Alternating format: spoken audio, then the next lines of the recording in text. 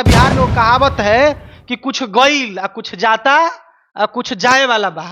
यदि सुधरवा ना तो तार जिंदगी के फिल्म अब उड़ाए वाला बा। और आप आपको नहीं पता है ये बात? अरे मेरिट के साथ भी खिलवाड़ हो रहा है भारत देश के अंदर। आईएएफ जैसे प्रतिष्ठित परीक्षा में लेटर एंट्री से लोग जा रहा है, यानी डायरेक्टिव पैरवी से जा रहा है ऊपर। तो अब क्या बचा? कहता तो है बहुत सारा लोग कि हम भले भूखे मर जाएंगे बाकी वोटवा बीजेपी को देंगे। हाँ तो दीजिए दीजिए भूखा, लेकिन इस तरह का नंगा नाच लोकतांत्रिक देश के अंदर एकदम अंधा हो जाएंगे। एकदम शर्म की बात है ये। जैसे जर्मनी में हिटलर को लेकर के अंधा हो गया था जो दोस्तों नमस्कार, इंडिया के सुप्रीम कोर्ट के सीजीआई यानी कि चीफ जस्टिस का खतरनाक कमेंट आया है चंडीगढ़ वाले चुनाव पे, जिसके बारे में आप सब लोग हो सकता है जानते होंगे। डिस्कशन करेंगे हम। जिस तरीके से सीजीआई यानी कि डॉक्टर डी.वाई. चंद्रचूड़ ने कहा कि ये लोकतंत्र की सीधा सीधा हत्या है, यानी वो उन्होंने डायरेक्ट कहा।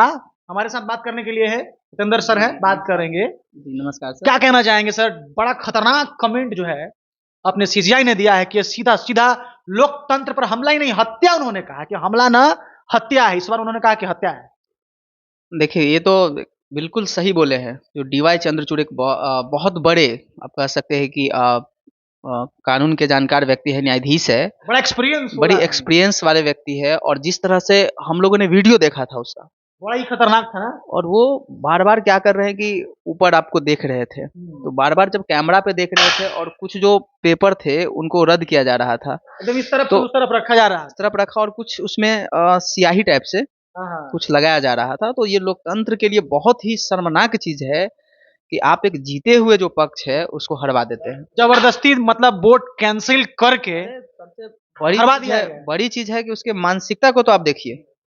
सरकार देखिए कि किस तरीका से आज इलेक्शन कमीशन, जो भारतीय संविधान के जो 4 वॉच डॉग है, उसमें एक है आपका इलेक्शन कमीशन। और वो कहा जाता है कि जो स्वतंत्र रहना चाहिए, स्वतंत्र रहना ही चाहिए, ये सरकार के दबाव में काम नहीं करना चाहिए। आज पूरा भारत इन चीजों को देखा है। बहुत गंभीरता से लेना चाहिए इस मसलों को। और मुझे तो लगता है कि वो जो आपको अनिल करके है, अनिल मसीह जो है, उनको तो तुरंत बर्खास्त कर देना चाहिए, वहां के चुनाव को जो है तुरंत कैंसिल कर देना चाहिए। ये तो बहुत बड़ी भूल है और ऐसा लोकतंत्र के अंदर इस तरह का चीज नहीं होना चाहिए। और भारत का जनता इस नंगा नाच को देख रहा है, कोई कुछ बोलने को तैयार नहीं है। सुप्रीम कोर्ट ने इतनी कड़ी टिप्पणी की है और सरकार के लोगों का हिमाकत देखिए। इतनी कड़ी टिप्पणी होने के बावजूद भी आज जो है, मतलब वो लोग थोड़ा भी लगता है कि डरा हुआ नहीं है। दुर्भाग्य की बात यह है, दुर्भाग्य की बात यह है कि जो मेन स्ट्रीम के कुछ मीडिया वाले हैं उसको सही साबित करने में लगे। आप ही उस दिन सवाल किए थे हमसे ईडी के बारे में, आपको पता होगा, और आज आप इलेक्शन कमीशन के बारे में बात कर रहे हैं। तो ईडी के बाद तो इलेक्शन कमीशन भी आपको जो है इस तरह का चीज कर रहा है जिसपे भारत की जनता भरोसा करती है। हम ईवीएम पे सवाल उठाते थे कि ईवीएम में गलती हो रहा है, तो अभी कल ही तो पेपर में छपा हुआ था कि किसी स्टेट का था, वो चुनाव हुआ यहाँ पे और ईवीएम में जो है गड़बड़ी पाई गई। टोटल वोट 9 पड़ना था और उसमें दिखाया गया कि 18 या 21 वोट पड़ा है। आप देखिएगा न्यूज को, आप लोग न्यूज चलाते हैं तो ये सब खबर लाइए, थोड़ा सा ये सब खबर को लाइए। कितना अच्छा है भारत देश के लिए, कैसा है? क्या कहेंगे अच्छा है? आपको तो पूछते हुए आपको सर शर्म आना चाहिए। आप हमसे पूछ रहे हैं कि कितना अच्छा है, हमको तो हंसी आ रहा है। हाँ, क्योंकि बहुत सारे ऐसे लोग हैं जो धूम मचा रहे हैं, खुशी मना रहे हैं कि वो अच्छा हुआ इंडिया अलायंस हार गया। ठीक है, हार जीत चलती रहती है, देश इंडिया रहेगा, लेकिन इस तरह का नंगा नाच लोकतांत्रिक देश के अंदर एकदम अंधा हो जाएंगे। एकदम शर्म की बात है। जैसे जर्मनी में हिटलर को लेकर के अंधा हो गया था। जो आम पब्लिक इस तरह का बात करते हैं उसको तो डूब के मर जाना चाहिए। आज आप देखे, एक बात बताते हैं, जब भी हम आपके साथ आते हैं तो रोजगार की बात करते हैं। 47-48 लाख लोग बिहार में उत्तर प्रदेश के कांस्टेबल के लिए दौड़ रहा है। 48 लाख कैंडिडेट है और सीट 60,000 है। ये सब नहीं दिखता है क्या युवाओं को, लोगों को नहीं दिखता है क्या? ये जो तहलका मचाता है उसका सरकार बन गया, उसका सरकार बन गया। अरे देखते रहे कि ईडी किस तरह से लगा हुआ है, इलेक्शन कमीशन का मजाक बन गया, देख ही रहे हैं। सरकार को इस सब पे ध्यान देना चाहिए। और खास कर जो युवा जो जाति पाति धर्म का जो बात करता है, वो सबको सोचना चाहिए इस सब पे। अरे उससे आपका पेट भरेगा, सोचना चाहिए। इलेक्शन तो कहता तो है बहुत सारा लोग कि हम भले भूखे मर जाएंगे बाकी वोटवा बीजेपी को देंगे। हाँ तो दीजिए दीजिए, भूखे मरिए। इसी युवा को तो हम कहते हैं, आपको हम कहते हैं ना, इसी युवा सबको हम कहते हैं कि जब आप ही के देश के लोकतांत्रिक देश के अंदर लोकतंत्र की हत्या हो रही है, तो आज आप बहुत खुश है अंधभक्त बन क्योंकि गए थे। आपके गर्दन पे वो तलवार नहीं गया है। लेकिन जब यही तलवार आपके गर्दन पे चढ़ेगा ना, तब बाप बाप चिल्लाइए, तब आपको समझ तब समझ में लोकतंत्र का मतलब क्या होता है। नाव आपको होता है ना, तो नाव में जिधर का छेद होता है ना, तो लोग उधर जाने लगता है। हाँ, वही वाला बात है आज के युवाओं का। तो हम तो एक ही बात कहेंगे, सारे युवाओं से एक ही बात कहेंगे, सारे समाज से एक बात कहेंगे कि ये सब जो मुद्दा है ना, भटकाने वाला मुद्दा, उस पर नहीं जाइए। भारत की लोकतंत्र बड़ी मजबूत है, इसको पकड़ के रखिए। और इस यही लोकतंत्र की वजह से आज एक गरीब घर का लड़का प्रधानमंत्री बन जाता है, और मुख्यमंत्री बन जो जाता है। तानाशाही जो चलेगा तो कोई बन पाएगा कुछ? अभी नहीं बन पाएगा। तो यही है फिर तो युवाओं अनिल अंबानी का बेटा बनेगा, आप नहीं देख रहे हैं? अडानी का बाल बच्चा बनेगा। आपको नहीं पता है आईएएस की जो परीक्षा है, इसमें लेटरल एंट्री कर दिया है? आपको नहीं पता है ये बात? अरे मेरिट के साथ भी खिलवाड़ हो रहा है भारत देश के अंदर। आईएएस जैसे प्रतिष्ठित परीक्षा में लेटरल एंट्री से लोग जा रहा है, यानी डायरेक्टिव पैरवी से जा रहा है ऊपर। तो अब क्या बचा रह गया? सीधा सीधा कौन ऐसा परीक्षा है पूरा हिंदुस्तान में जो निष्पक्ष होता है, जिसमें करप्शन नहीं होता है? हमको बताइए। देश कहाँ जा रहा है साहब? आप लोग भी कुछ बोलिए। बोल तो रहे हैं, अब दबे जुबान से कहा बोल रहे हैं?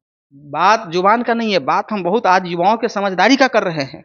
सबको बोलिए, युवा खाली युवा ठिका लिए हुए, सबको बोलिए। अब युवा तो हम तो कहते हैं भारत तो युवाओं का देश है, तो जो ज्यादा जिसकी आबादी है फोकस उसी को ना करेंगे। युवा को चाहिए भाई कुछ और, रोजगार थोड़े चाहिए। क्या चाहिए युवा को? आप तो कुछ लोग आंख बंद करके उसको रोजगार बाद में चाहिए। तो पहले फर्स्ट आई वांट मोदी।